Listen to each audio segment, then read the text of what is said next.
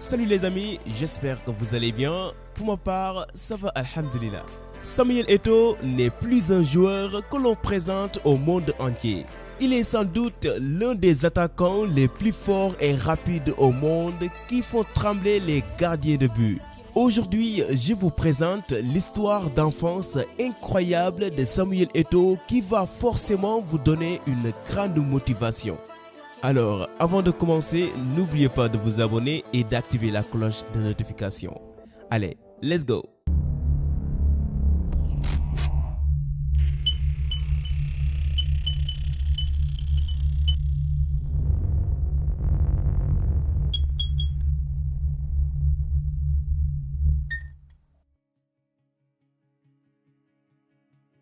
Né d'un comptable, David Eto'o, et d'une poissonnière, Christine Eto'o, le 10 mars 1981 à Douala, Samy est devenu un véritable amateur du football à bas âge.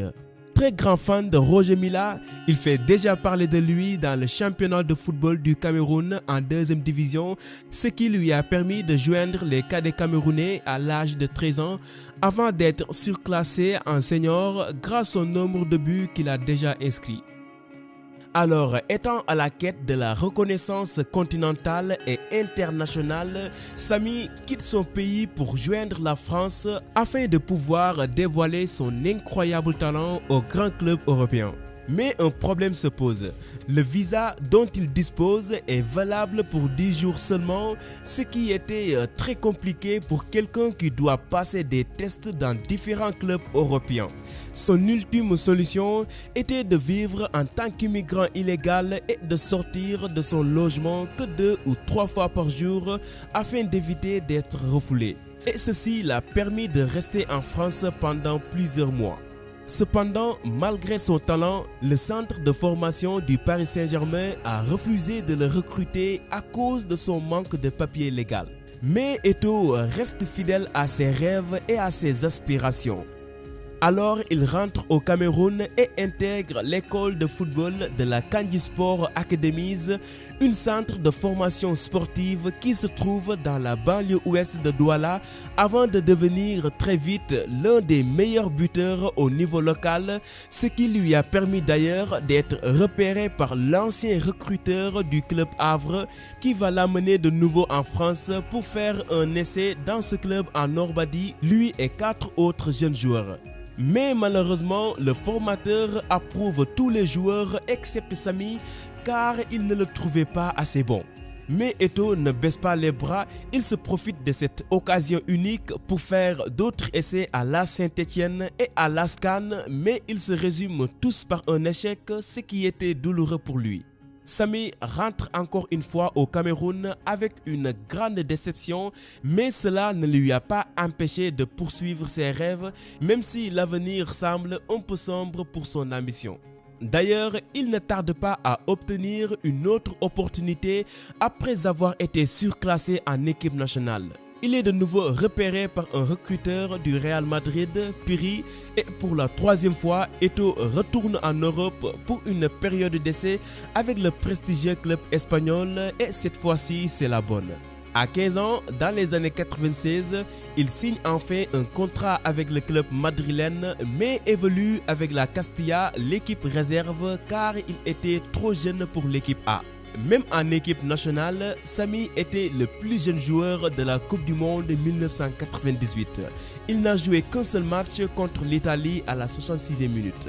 Sans beaucoup d'expérience sur le terrain, ses débuts ont été très difficiles au sein du Real Madrid car le club détenait des attaquants parmi les meilleurs au monde. Alors compliqué pour un jeune comme lui de faire ses preuves.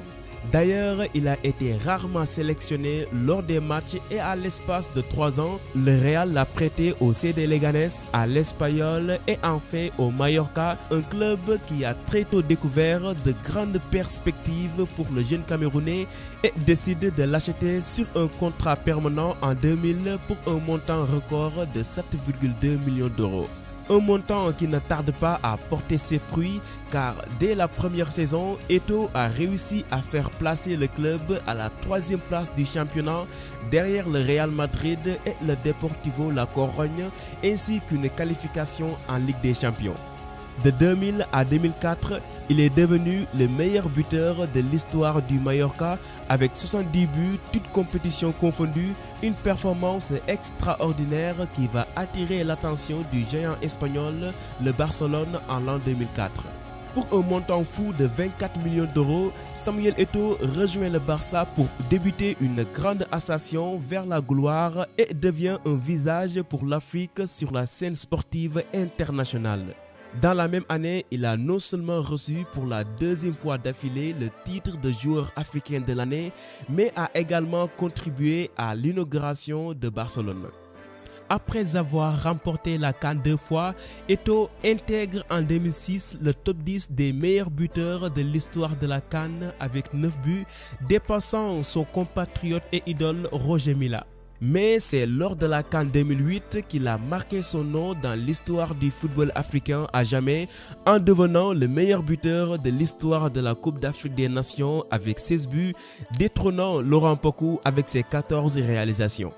En 2009, après 5 ans au sein du Barça, Eto'o est élu meilleur neuf de l'histoire du club par les socios et l'un des meilleurs buteurs de l'histoire du FC Barcelone, précisément le 9e, derrière les gloires comme César Rodriguez, Paulino Alcantara, Lionel Messi, etc. Il rejoint l'Inter Milan le 27 juillet dans la même année et devient le footballeur le mieux payé en Italie avec un salaire annuel de 10,5 millions d'euros et des primes diverses évaluées à 3 millions d'euros.